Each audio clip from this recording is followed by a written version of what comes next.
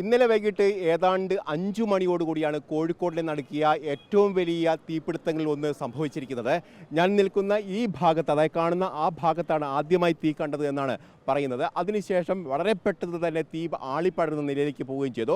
പ്രധാനമായും ഒന്നാം നിലയിൽ, ഈ കെട്ടിടത്തിൻ്റെ ഒന്നാം നിലയിലാണ് തീപിടുത്തം ആദ്യം ഉണ്ടായതെങ്കിൽ പിന്നീട് തീ മുകളിലത്തെ നിലയിലേക്ക് പടരുകയും അതോടൊപ്പം തന്നെ ആ ഗോഡൗണിലെ ഈ തുണിത്തരങ്ങൾക്ക് തീ പിടിക്കുകയും ചെയ്തതോടുകൂടി തന്നെ നിയന്ത്രിക്കാൻ കഴിയാത്ത തരത്തിലേക്ക് വലിയൊരു അഗ്നിബാധയായി ഇത് മാറുന്നതാണ് പിന്നീട് കണ്ടത്. അഗ്നിശമന യൂണിറ്റുകളൊക്കെ, അതായത് നഗരത്തിലെ എല്ലാ ഫയർഫോഴ്സ് യൂണിറ്റുകളും ഇവിടെ എത്തുകയും തീ അണയ്ക്കാനുള്ള ശ്രമങ്ങൾ നടത്തിയെങ്കിൽ പോലും പരാജയപ്പെടുന്ന സ്ഥിതിയായിരുന്നു ഉണ്ടായത്. പിന്നീട് മുകൾ ഭാഗത്തേക്ക് തീ പടരുകയും ആ ഭാഗത്ത് ഒന്നാകെ ആളിപ്പടരുകയും ചെയ്തു. പക്ഷേ ഈ മധ്യഭാഗത്ത് ഫയർഫോഴ്സ് യൂണിറ്റ് ചില ഘട്ടങ്ങളിൽ അവിടെ തീ അണയ്ക്കാനുള്ള ശ്രമങ്ങളിലൊക്കെ വിജയിച്ചെങ്കിൽ പോലും പിന്നീട് വീണ്ടും തീ ആ ഭാഗത്തേക്ക് വരികയും ചെയ്തു. ഇതോടുകൂടിയാണ് നിയന്ത്രണ വിധേയമാക്കാൻ കഴിയാത്ത നിലയിലേക്ക് കാര്യങ്ങൾ കൈവിട്ടു പോകുന്നൊരു നിലയിലേക്കാണ് പോയത്. ഏതായാലും 5.5 മണിക്കൂറുകൾക്ക് ശേഷമാണ് ചെറിയ രീതിയിലെങ്കിലും ഈ തീപിടുത്തം നിയന്ത്രിക്കാനും കഴിഞ്ഞത്. അതും കരിപ്പൂർ എയർപോർട്ടിൽ നിന്ന് വന്ന ഫയർ യൂണിറ്റ് ഉപയോഗിച്ച് നടത്തിയ പ്രയത്നത്തിൻ്റെ ഫലമായിട്ട് കൂടിയായിരുന്നു. ഏതായാലും നമുക്ക് ദൃശ്യങ്ങളിൽ നിന്ന് കാണാൻ കഴിയുന്നത് പോലെ തന്നെ ഈ കെട്ടിടത്തിൻ്റെ മുഴുവൻ ഭാഗവും കൊട്ടി അടയ്ക്കപ്പെട്ടിരിക്കുന്ന നിലയിലാണ്. വലിയ ഗ്ലാസുകൾ, അതോടൊപ്പം തന്നെ ഇത്തരത്തിലുള്ള പ്ലൈവുഡുകൾ, അതോടൊപ്പം തന്നെ പ്ലാസ്റ്റിക് ഷീറ്റുകളൊക്കെ ഉപയോഗിച്ചുകൊണ്ടാണ് ഇത്തരത്തിൽ കൊട്ടി അടയ്ക്കപ്പെട്ടിരിക്കുന്നത്. ഏതാണ്ട് 6-7 മീറ്റർ മാത്രം വീതിയുള്ള ഒരു കെട്ടിടത്തിൻ്റെ എല്ലാ ഭാഗവും കൊട്ടി അടയ്ക്കപ്പെടുകയും അതിനൊരു കിളിവാതിൽ പോലെ ഇതിൻ്റെ അകത്തേക്ക് കടക്കാൻ കഴിയുന്ന രീതിയിൽ ചെറിയൊരു ഡോർ മാത്രം സ്ഥാപിക്കുകയും ചെയ്തു. അത് വലിയൊരു തരത്തിലുള്ള ദുരന്തത്തിലേക്കാണ് നയിച്ചത് എന്ന് വേണം പറയാൻ. കാരണം അവിടെയുള്ള സാധനങ്ങൾ എടുത്തു മാറ്റാനോ ഒന്നും കഴിയാത്ത നിലയിലേക്ക് പോയി.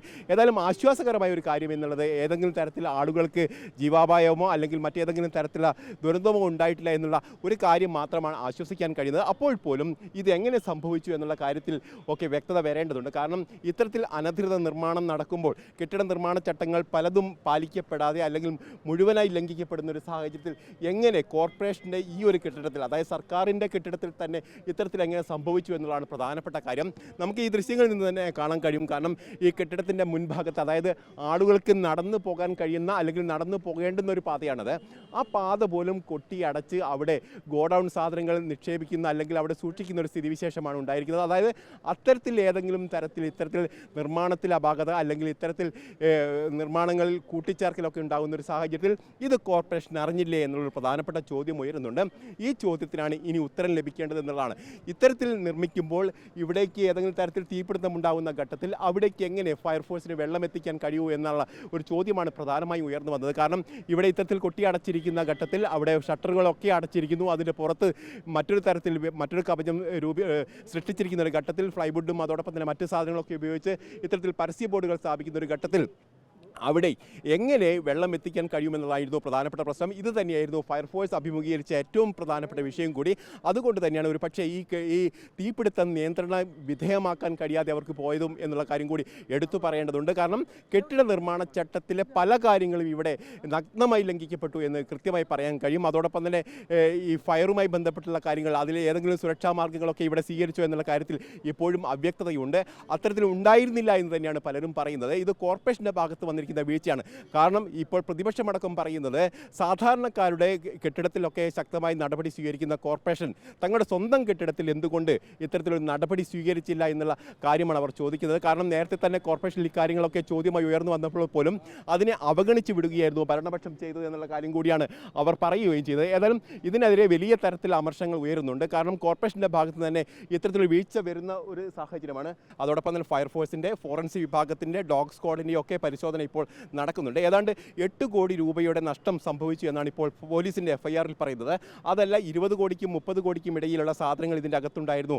അത് പൂർണ്ണമായും കത്തി നശിച്ചു എന്നുള്ള കാര്യം ഉടമയുമായി ബന്ധപ്പെട്ട കേന്ദ്രങ്ങളും പറയുന്നുണ്ട്. അതായത് വലിയ തരത്തിലൊരു നഷ്ടം സംഭവിക്കുന്ന ഒരു ഘട്ടത്തിൽ, പ്രത്യേകിച്ച് സ്കൂൾ തുറക്കാൻ പോകുന്ന ഘട്ടത്തിൽ സ്കൂൾ യൂണിഫോമുകളുടെ വലിയൊരു ശേഖരം ഇവിടെ സൂക്ഷിച്ചിരുന്നു.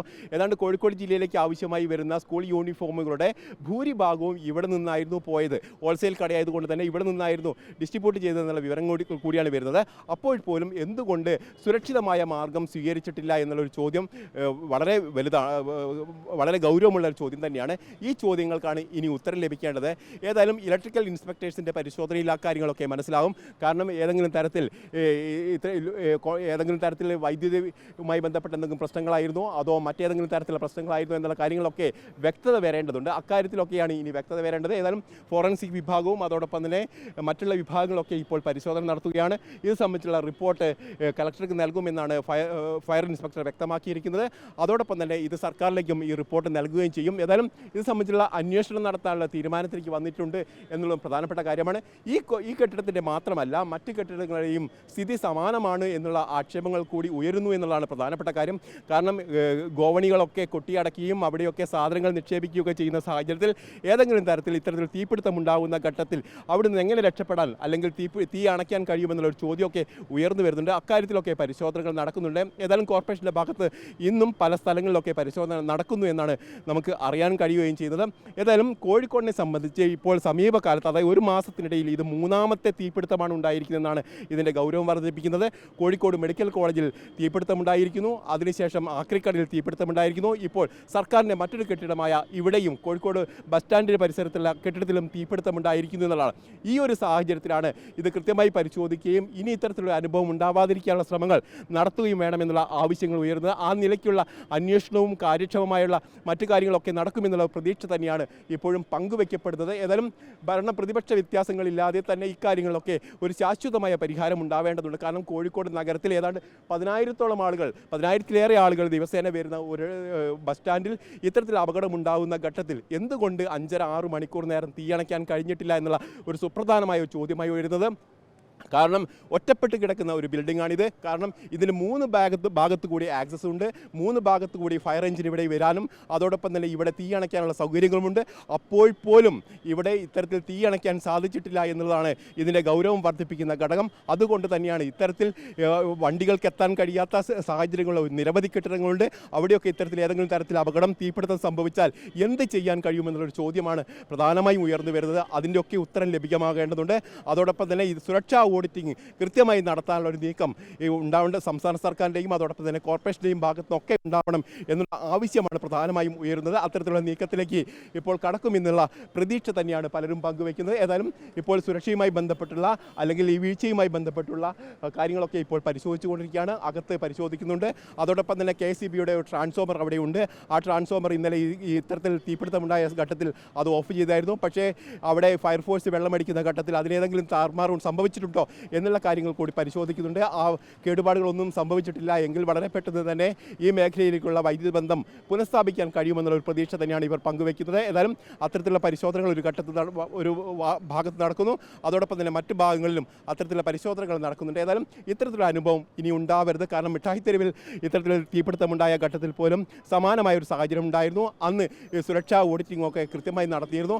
അപ്പോൾ പോലും ഈ കോഴിക്കോട് നഗരത്തിൽ, അതായത് കോഴിക്കോട് ബസ് സ്റ്റാൻഡിൽ ഇത്തരത്തിൽ തീപിടുത്തമുണ്ടായാൽ അതിനെ എങ്ങനെ കെടുത്താം അല്ലെങ്കിൽ അതിനെ അതിജീവിക്കാം എന്നുള്ള കാര്യത്തിലുള്ള ചർച്ചകളൊന്നും നടന്നിട്ടില്ല എന്നാണ് ഇപ്പോൾ മനസ്സിലാക്കാൻ കഴിയുന്നത്. കാരണം ഇവിടെ ഫയർ എഞ്ചിൻ വന്ന് ഇവിടെ വെള്ളമടിച്ചതിന് ശേഷം വീണ്ടും മാനാഞ്ചിറ പോയി തിരികെ വരുന്ന ഒരു ഘട്ടത്തിൽ 15 മിനിറ്റോളം സമയമാണ് അതിന് വേണ്ടി വരുന്നത്. ഇവിടെ അത്രയും സമയം വരുമ്പോൾ കെടുത്തിയ തീ പോലും വീണ്ടും ആളിക്കത്തേണ്ട സ്ഥിതിവിശേഷത്തിലേക്ക് പോയി എന്നുള്ളതും പ്രധാനപ്പെട്ട കാര്യമാണ്. അത്തരത്തിലുള്ള ന്യൂനതകളൊക്കെ പരിഹരിച്ചുകൊണ്ട് തന്നെ മുന്നോട്ട് പോകാൻ കഴിയേണ്ടതുണ്ട്. കാരണം ആയിരക്കണക്കിന് ആളുകൾ ദിവസേന വരുന്ന നഗരമധ്യത്തിലുള്ള ഈ കെട്ടിടത്തിൽ ഇത്തരത്തിൽ തീപിടുത്തമുണ്ടാകുമ്പോൾ അതിനെ ഏതെങ്കിലും തരത്തിൽ ന്യായീകരണങ്ങൾ പറഞ്ഞുകൊണ്ട് അതിൽ നിന്ന് ഒഴിഞ്ഞു പോകാൻ കഴിയില്ല എന്നുള്ള കാര്യം കൃത്യമായി പറയുക തന്നെയാണ് ചെയ്യുന്നത്.